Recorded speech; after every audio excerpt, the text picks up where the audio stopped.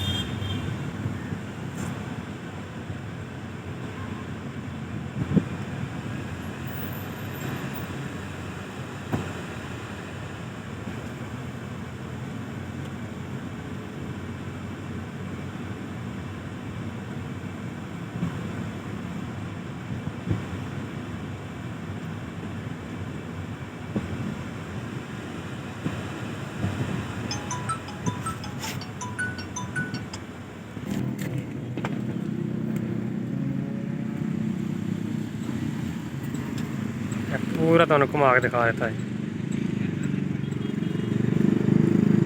किन्ने कंट्री आए हुए हैं, सारे परचम लगे हुए हैं। यह मेरा पासन है, पहला परचम। 3-4 जगह पर पार्किंग है। गड्डियां देख लो, बहुत ज़्यादा गड्डियां नहीं आई हैं। बहुत प्यारा मौसम है लाहौर का, ज़बरदस्त माशाल्लाह। मेरा खुला एरिया, फ्रैश हवा इतनी मिलती पई। कितना साफ सुथरा माहौल। परचम हर बन लगे हुए हैं।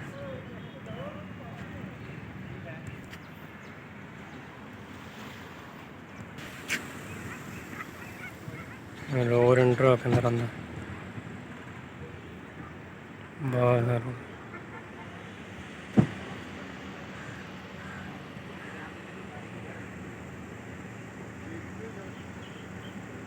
सारा माहौल एक्सपो है कि भाई इतना महंगा खर्चा जोड़ा वो दसते पे 17,000 रुपये वो किमें करिए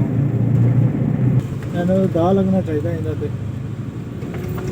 तो हुण तो पवाना तो है ना, हुण की करिए।